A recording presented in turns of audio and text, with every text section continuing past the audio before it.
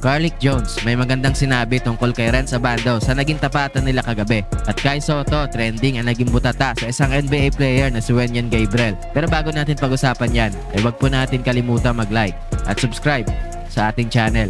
Pinalo nga ng South Sudan ang Gilas Pilipinas kagabi sa final score na 87-68, kung saan wala na ngang pag-asa ang Gilas na makakuha ng Olympic spot sa Paris sa sunod na taon.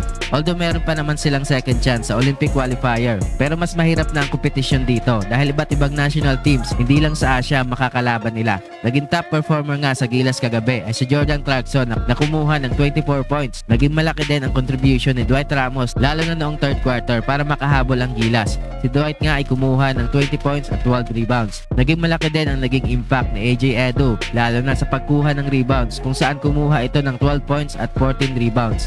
Naipakita din ni Kai Sotto ang kanyang best performance so far ngayong World Cup, kung saan nagbigay ito ng energy sa naging comeback ng Gilas sa laro, kung saan kumuha ito ng 8 points, 5 rebounds at 3 blocks. Nagtrending nga dito ang isang block ni Kai Sotto kontra sa isang NBA player na dating teammate ni LeBron James sa Lakers na si Wenyan Gabriel. Samantala, hindi man nakakuha ng puntos si Renz Abando ay bumawi naman ito sa depensa, kung saan kumuha ito ng 3 blocks. Early in the game ay pinakita agad nito ang kanyang presensya sa depensa, kung saan 2 blocks kaagad ang nakuha niya. Isa ngang mahirap na task ang binigay kay Renz, kung saan bantayan ang best player ng South Sudan na si Carlik Jones. Naging crucial nga ang mga nakuhang fouls ni Abando at kapansin-pansin din na lagi siyang napag-iiwanan ni Jones lalo na noong fourth quarter, pero solid performance pa rin sa kanya. Sinabi naman ni Jones sa kanyang naging post-game interview na great defender daw si Renz at sobrang physical maglaro. Pero kahit ilang beses daw mabutata ang kanyang tira ay hindi siya titigil sa pag-score.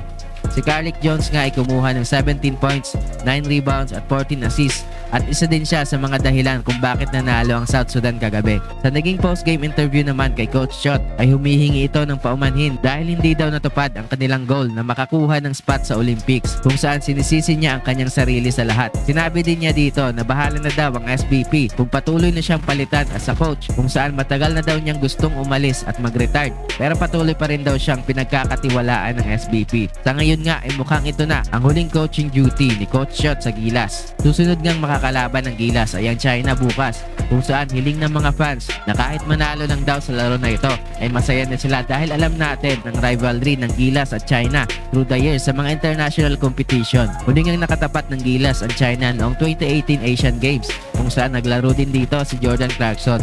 Kaya kailangang manalo ng Gilas para na rin sa ating pride at para makuha na rin ng Gilas ang kanilang unang panalo ngayong World Cup. Yun lamang po para sa video ito. Huwag po natin kalimutan mag-like at subscribe sa ating channel.